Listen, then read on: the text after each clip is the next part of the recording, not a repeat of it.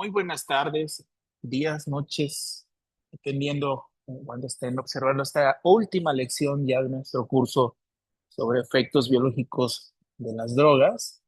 Y hoy vamos a hablar sobre la relación que puede tener estos efectos en contextos muy determinados, tanto fisiológicos, mentales, fisiológicos que pueden dividirse principalmente en físicos, mentales, psicológicos y algunas de sus consecuencias que pueden estar en el ámbito social. No voy a entrar tanto en el ámbito social debido a que no es mi especialidad, eh, tampoco la psicología, pero sí cuáles son las consecuencias que más se han documentado al respecto. Y para desarrollar este tema, principalmente tomé en cuenta un artículo del 2007 por un gran especialista en sustancias, David Nutt.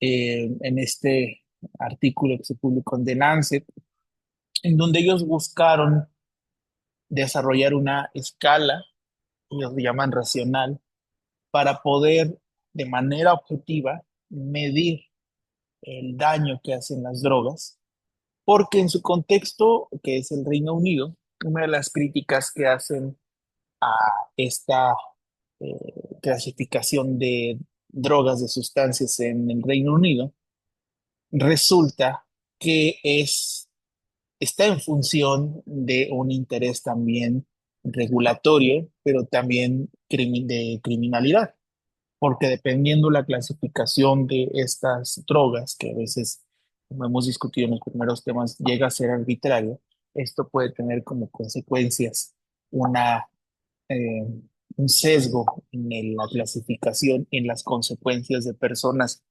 tanto usuarios como que comercian con estas sustancias.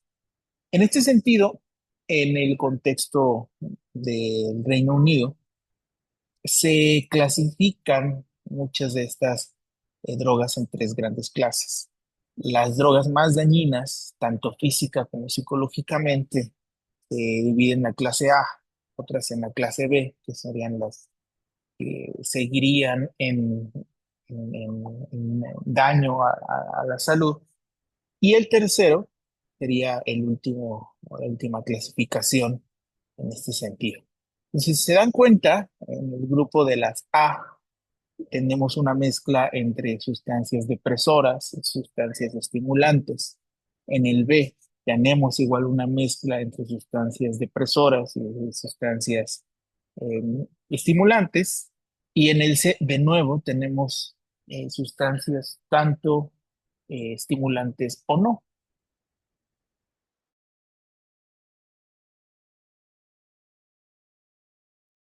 Entonces, vemos que aquí hay una serie de incongruencias en las clasificaciones si atendemos en el sentido del tipo de sustancias estimulantes, alucinógenas o depresoras. Y bueno, algo que salta a la vista en esta tabla de este artículo de Nutt y colaboradores es que la parte de alcohol, de nitritos de alquilo, ketamina, tabaco, algunas de ellas reguladas o muy poco reguladas, no entran en ninguna de estas clasificaciones cuando, vamos a ver más adelante, sus efectos tanto físicos como psicológicos son igual de intensos o superiores a estas drogas que son prohibidas o son reguladas. Esto es muy interesante porque muchas de las drogas que vamos a ver o discutir hoy en el daño que pueden provocar, que son legales, que son reguladas o no, son más dañinas que algunas sustancias que son ahora controladas o prohibidas. Ellos realizan una escala en el sentido de para medir tres grandes, lo podemos llamar dimensiones, eh, de cómo estas sustancias pueden causar un daño. Primero, el daño físico, que está asociado sobre todo a un incremento de la dependencia del consumo de estas sustancias, en otro sentido, la dependencia pura de esta sustancia orgánicamente y fisiológicamente, y el daño que estas sustancias pueden hacer en el ámbito social. Estos datos los recabaron y en función de eso discutieron sobre, sobre estos parámetros. Vamos a ver algunos casos en esta tabla. En primer lugar, vamos a ver alguna de las que vimos, el alcohol, sobre todo, que es algo que es muy común de adquirir en cualquier etapa de una persona, que es muy poco regulado.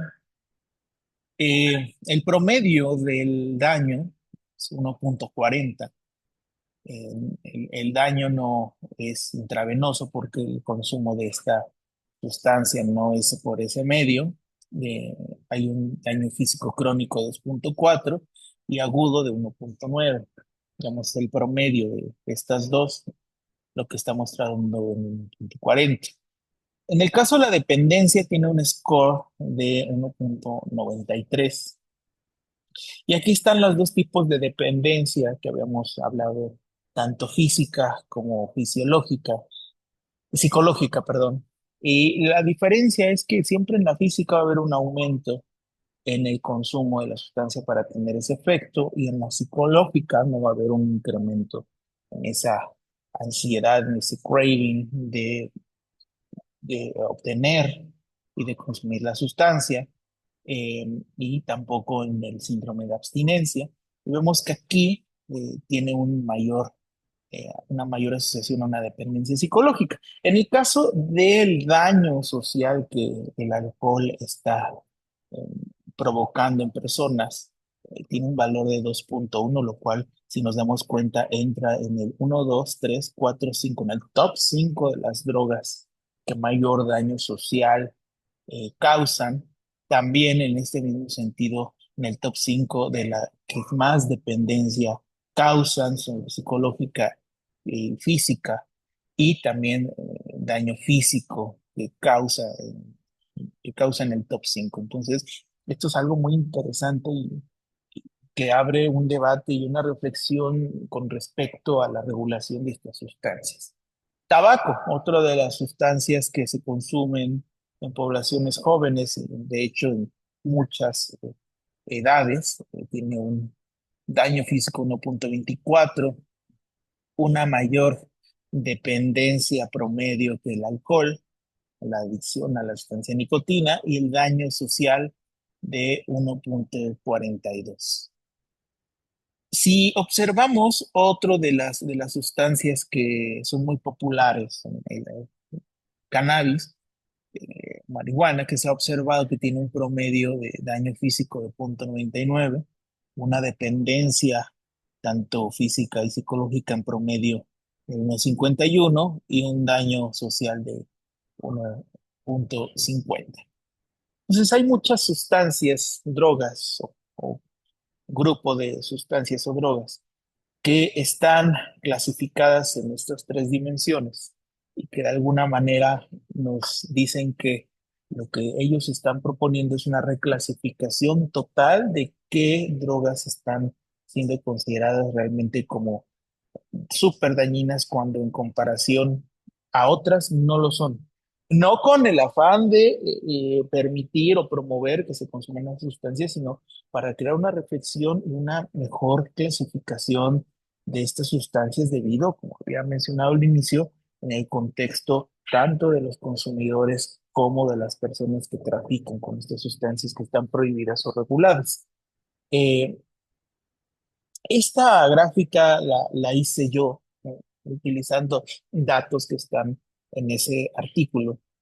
Y esta gráfica nos ayuda mucho, mucho a entender este sesgo y esta clasificación que a veces nos hace cuestionar ciertas cosas. Porque si observamos el promedio del daño físico, una escala de 0 a 3, vemos que la sustancia que más daño físico y dependencia crea, independientemente si es psicológica o física, es la heroína. Creo que esa es la sustancia que no hay discusión alguna que más consecuencias tanto físicas como de dependencia puede crear. Otra sería la cocaína, sería en segundo lugar, pero el alcohol está como en un punto medio, está en un punto eh, justo a la mitad, tanto del daño físico como de la dependencia. Y el tabaco, no hay tanto daño físico según esta gráfica, pero sí hay una mayor dependencia a esta sustancia, nicotina y las otras sustancias asociadas, los más de 6.000 compuestos que mencionamos.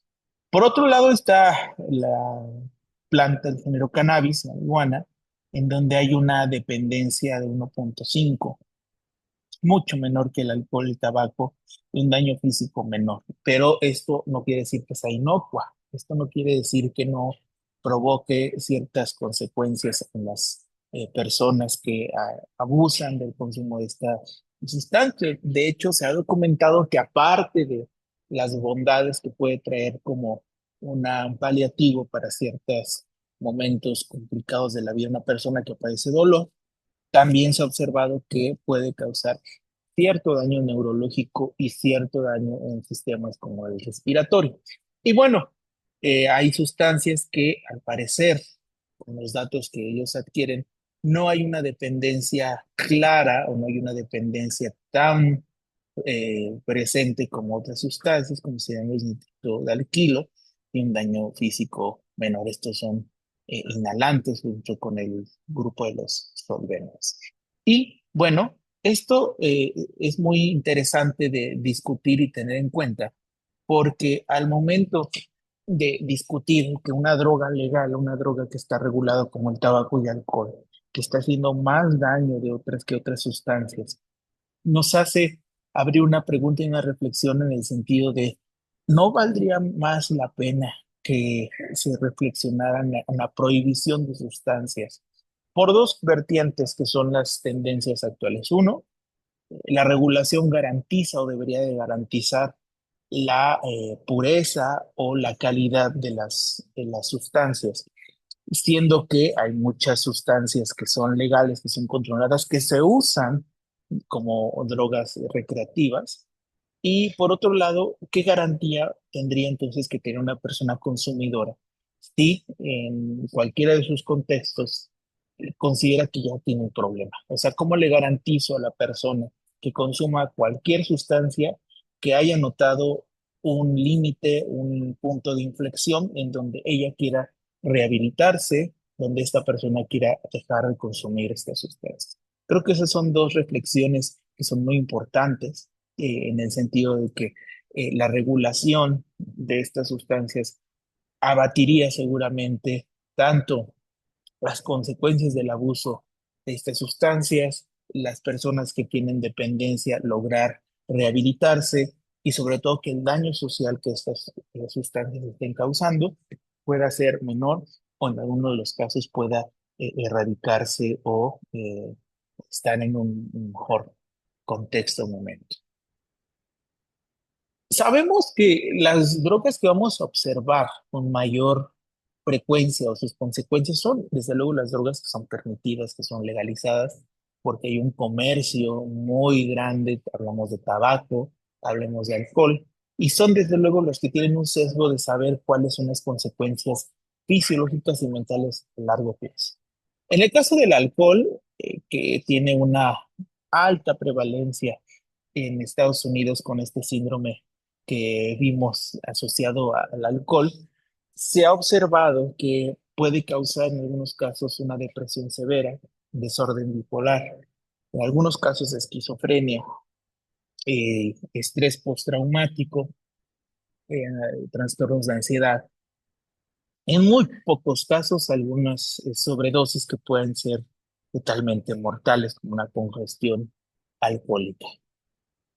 Pero de los problemas clínicos que están asociados sobre todo al abuso de casi cualquier sustancia, que uno, como ya vimos, afecta la toma de decisiones, que afecta el correcto procesamiento del pensamiento de la mente, pues pueden estar muchas consecuencias también. Algunas sustancias que afectan directamente, de hecho la mayoría, a los sistemas tanto circulatorio como respiratorio, pues podemos tener situaciones que son crónicas, como enfermedades cardíacas, embolias, cáncer, HIV, SIDA. hepatitis, endocarditis, celulitis, enfermedades pulmonares, que podríamos clasificarlas como enfermedades adquiridas mediante un daño a un sistema o bien infecciones eh, promovidas por las conductas de riesgo que las personas tienen al consumir esta sustancia. Por último, quisiera hablar en esta última sesión de todos los problemas sociales, personales, interpersonales que pueden acarrear este abuso de sustancias, es problemas entre las personas que son más cercanas a nosotros, relaciones con colegas, con familia, con amigos, con pareja, problemas de ausencia laboral, de ausencia escolar, también problemas del tipo legal, al estar buscando la sustancia o bien estando traficando la sustancia, una segregación social al siempre estigmatizar a estas personas que son consumidores y que son las víctimas, no son eh, digamos, las personas que deben ser señaladas, sino es todo una reflexión tan compleja como vimos en este contexto del abuso de las sustancias. Pueden existir algunos accidentes y por consecuencia despidos por cuestiones de ausencia o mal ejecución del trabajo en particular. Con esto yo acabaría este curso de drogas, de efectos biológicos del uso de drogas, sin antes proponerles una última actividad de aprendizaje que ya no vamos a estar haciendo cuestiones técnicas, sino más bien promover una reflexión en estos tres planteamientos guía. ¿Cómo afecta el consumo y abuso de sustancias prohibidas en tu contexto particular? ¿Conoces a alguien que esté pasando por algún problema? ¿Consideras que si estuviera en una situación de consumo tú o abuso de sustancias, sabrías con quién acudir si necesitaras ayuda? ¿Qué es lo más relevante que consideras que te aportó este curso? ¿Qué es lo más importante, qué es lo más relevante, cómo cambió tu perspectiva?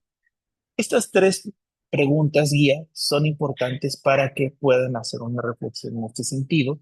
La reflexión puede ser corta, larga, como ustedes lo quieran plantear. A través de este código QR van a poder acceder a una lección de Nearpod y ahí pueden escribir libremente lo que ustedes piensan, pueden subir un audio, pueden subir texto, imágenes, lo que ustedes deseen que pueda apoyar esta reflexión. Con esto concluimos el curso de efectos biológicos de las drogas. Sin antes agradecerles su atención. Este curso personalmente he aprendido muchísimo. He de confesar que no soy experto ni en efectos fisiológicos ni en drogas, pero he aprendido mucho. Espero que ustedes hayan aprendido mucho, sobre todo para fundamentar criterios, que siempre es lo que uno busca en los estudiantes, esta postura crítica. Hasta la próxima y les agradezco mucho su atención.